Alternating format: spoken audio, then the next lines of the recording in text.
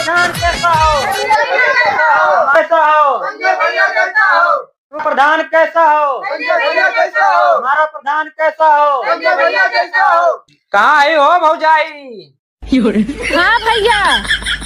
भौजी अब की हम प्रधानी लड़ी थे, ख्याल रखियो।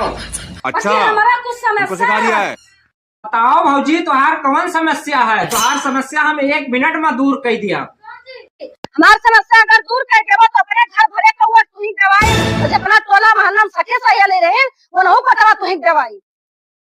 अब तू अपन समस्या बताओ। समस्या दूर करेंगे एकदम बेताब। हाँ हमारे दूर बोला यूरिया दवा दियो। हे भौजी, कहो तो 2 यूनिट खून निकलवाई दी, लेकिन यूरिया ना मांगो। जाओ, जब दूर बोरा यूरिया खाद लेके आया तो हम घर भरे पट दिया बस। तो प्रधान खुद परेशान है, खाद वगैरह में कहाँ से खाद देगी?